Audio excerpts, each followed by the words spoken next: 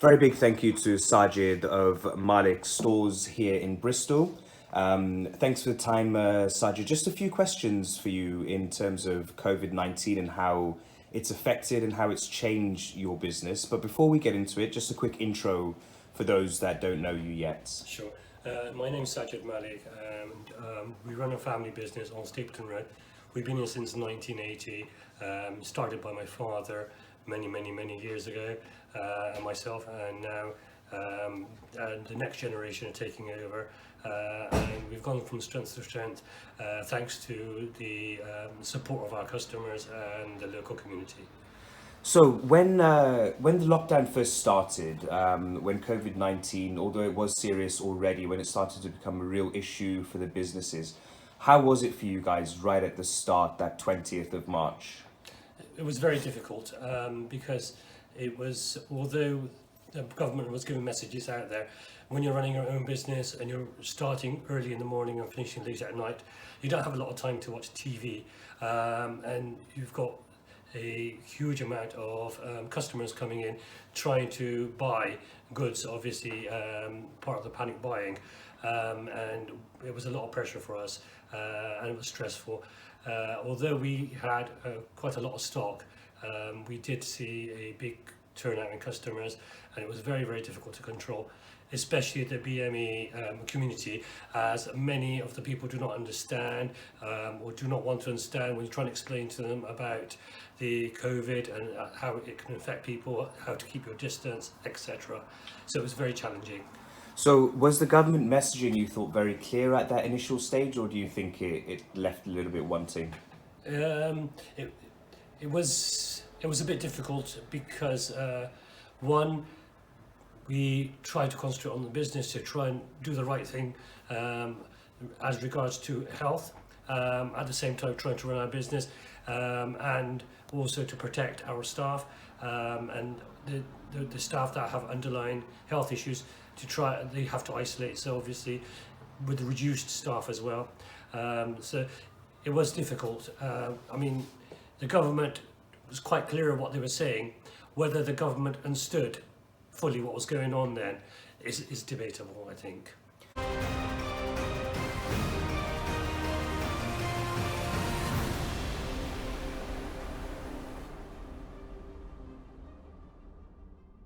So once, let's say, the messaging started to get a bit clearer, how did you have to change your business practices to keep everyone safe? So what we did initially was reduce our hours from early morning to opening at 11 o'clock and closing at 7 p.m. instead of closing late, allowing us to do some work in the morning, prepare, and then to do cleaning in the evening. Even we found that very demanding and very hard. So we've changed our times again from 11 a.m. to 5 p.m. And even though we were doing much less hours, less than half the hours a day, I was going home absolutely exhausted and stressed out. And it wasn't just me, the rest of the staff were exactly the same. So it was very difficult and very challenging to start. So was there any support for you? Because the nature of you're into retail, Yes. you own Superstore here. Was there any government help for your business? Not the sort of help we needed. The financial help is there, and the government has supported, and I think that's is gratefully appreciated.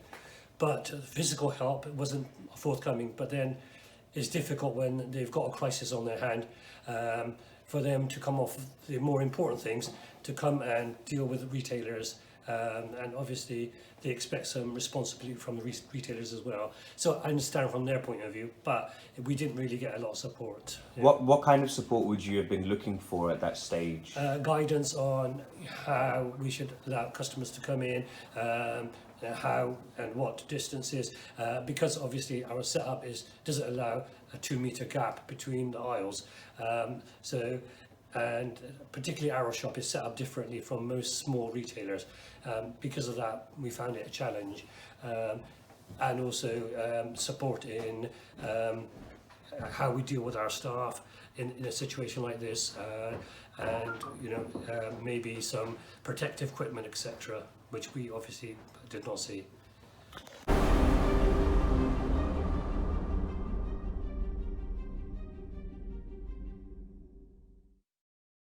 So, did you look for any financial support from the government, or were you guys quite good and you didn't need to take up any of the schemes?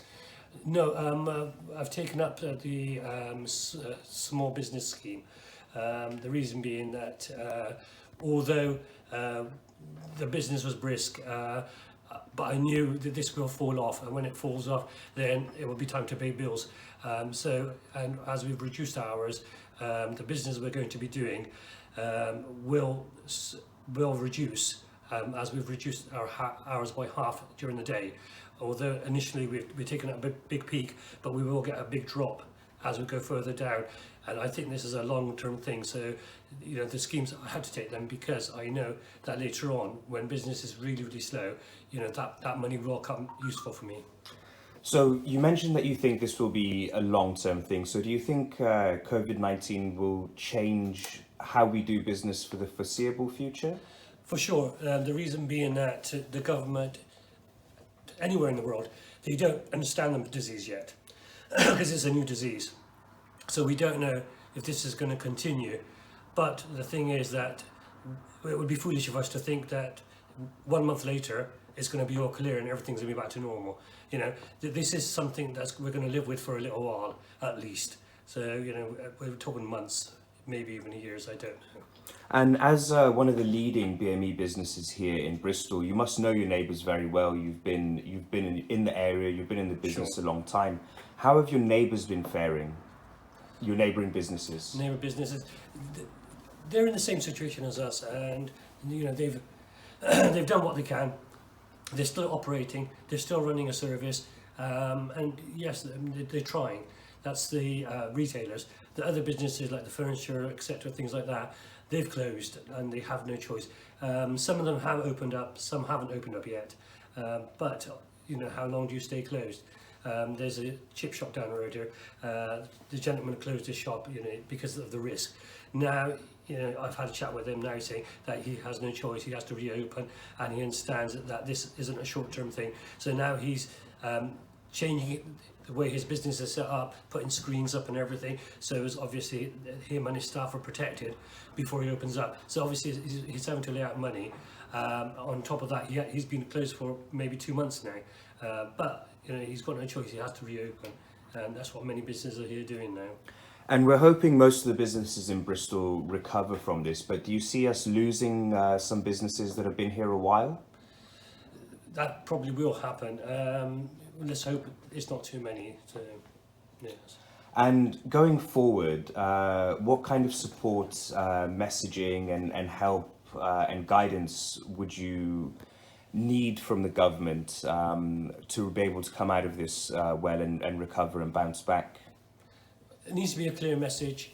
There needs to be something tailored locally for small businesses because each area has had a different effect from the disease.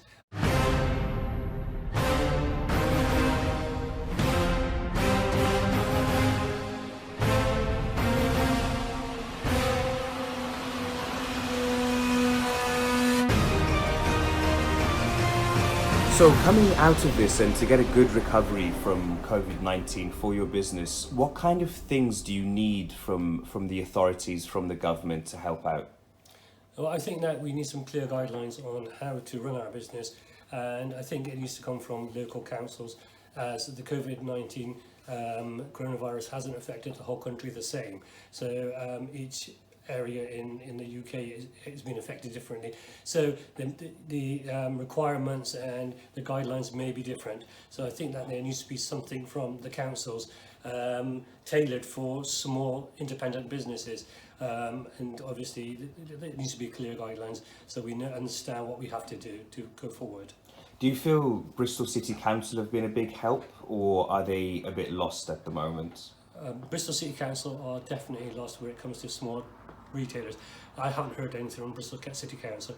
We have had one gentleman come around, to tell you the truth, and he left some posters and that was it, as far as it really got. Okay, so hopefully the council pick up as well, Yes, because yes. we're all going to need to be together to get out of this. Yes. And just to finish off, Sajid, thank you so much for the time today. Also, a big thank you from the Southwest Food Bank Appeal, supported by MTM Awards. I first came to you on the 20th of March, and I think I've been seeing you every week since then to pick up donations for the food banks around the Southwest. So a big thank you for that. Thank you so much for your generosity You're welcome. and continuing support.